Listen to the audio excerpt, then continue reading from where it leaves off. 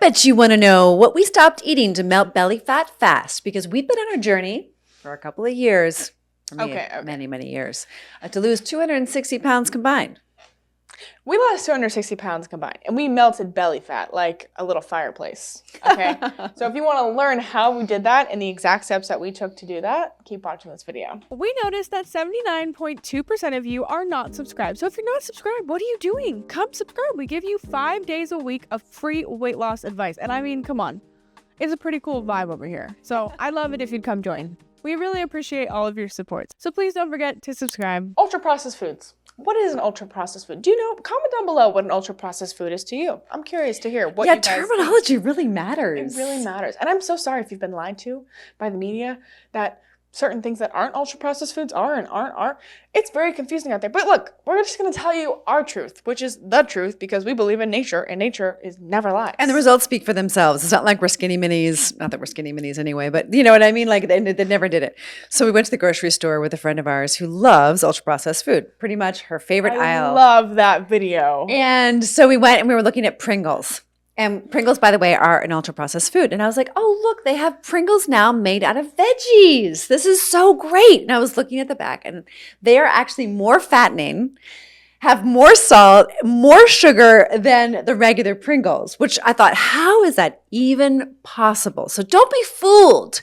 Don't pretend like Doritos, are better than Tostitos, or that, I don't know. I'm just like making things up right now because make your own Doritos at home. Yeah. Oh my gosh. We've done that so many times. So good. But I think it's really important that you stop being fooled by veggie sticks that are deep fried, that you're not going to be fooled by cereals that claim that they're all natural and GMO free. Like, stop being fooled by ultra processed food, labeling, et cetera, et cetera. If it's in a box and it's convenient, chances are it's not that great for you. I mean, if I went to 7-Eleven today, what would I be able to find? Maybe water. A banana, water, an apple. Those hot dogs, also ultra processed. Now, nitrates, GMOs. A step up might be like nitrate free, all natural hot dogs. A sausage stick. For example, but I'm just saying ultra processed foods. They're everywhere all the time. And unless you're planning and preparing to meet your hunger with something nutritious and delicious, chances are you're not going to find it out in the world. So, you know what you can do right now? You can pause this video, think of an ultra-processed food you love, and then write up how you'd step that up. So you could either make it at home. So you can make your favorite protein bar, for example, at home. Yeah. Or your favorite burger at home. I love this. You just make your own burger patties, put them in the freezer, and then you can grill them whenever you want. Whenever you want to go to Burger King, you're just going to open your freezer instead. Saves calories, saves money, saves time, it's cheaper, and you're not going to gain 75 pounds. Dozens of women call us every week and they say, but I'm eating healthy, but they don't realize the protein bars are spiking their insulin and it's causing them to store excess fat. Or they're drinking oat milk and so many crappy milks that have seed oils and tons of fat in them. And emulsifiers.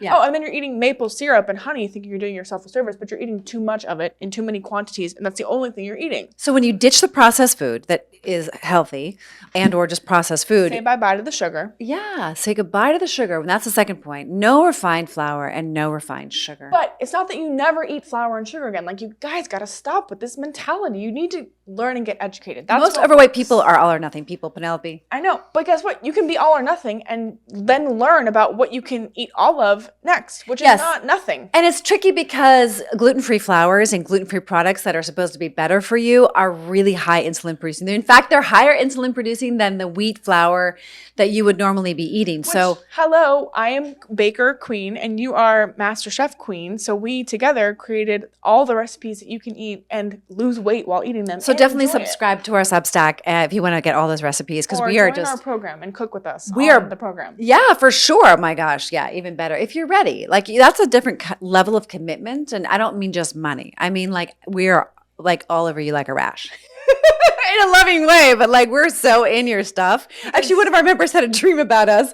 We were like knocking on our window and she was like, ah, it was hilarious. That was the funniest thing. I love that. Yeah, but one of our clients is now down 111 pounds. So it says something about the work we do. And she's got no loose skin and she's getting Ozempic accusations, but she's never done Ozempic in her life. So if you think that healing your eating disorder is by eating donuts and drinking Coca-Cola, I'm here to tell you that that's not true. And I know there's a body of science to back up the binge purge thing and that you need to reintroduce these foods. There's no bad food. I disagree. When I study nutritional psychology and I really look at what's happening in the gut microbiome and the gut-brain axis, it's clear to me that your brain, your neurology shifts into addiction mode when you eat flour and sugar. And I learned this growing up in Overeaters Anonymous with my mother as a fat kid with a fat mom. This was ground zero for us. And if you think that you can do it in moderation, I haven't seen it.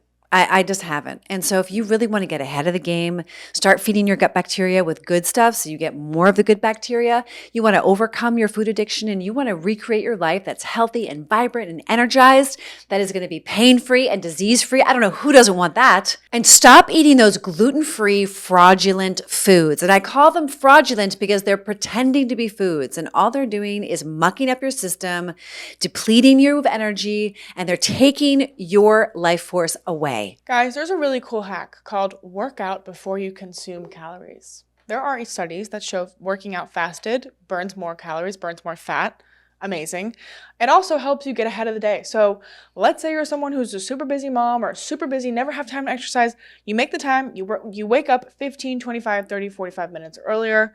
You get your workout in and it's done. And then the rest of the day you have to get your steps in. If you burn more and you eat different foods, you can lose weight just by doing that. That's all you have to do. You do nothing different, but you burn more and you just eat different foods. It doesn't have to be less, just to be different. Because you can't eat a whole carton of eggs anyway. You don't want to. You're full after 2 or 3. You can't eat 7 salads because you're like, oh, I'm so full after 1. That is the magic of fiber and protein. Absolutely. And when you eat flour and sugar, you're storing excess belly fat. It's just a fact. So if you want to burn your belly fat off, then you want to, get rid of those foods and you want to take more steps, like you're saying. I love exercising in the morning. It's also great to fit one in, some more steps in the afternoon if you can. And I think it's also important to pay attention to what your inflammatory levels are.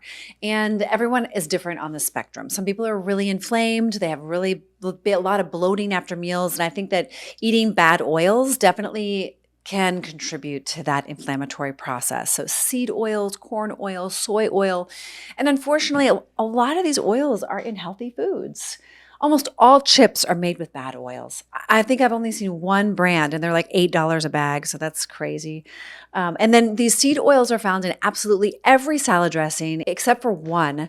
The salad dressing aisle, you got seed oils, we got canola oil, you've got soy oil, you've got corn oil. But fear not, because we have so many salad dressing recipes in our program that are they have apple cider vinegar in them. So if you know about apple cider vinegar, which you probably do if you're watching this video, it helps you burn more fat efficiently. Definitely use olive oil. You could use coconut oil. You could use ghee.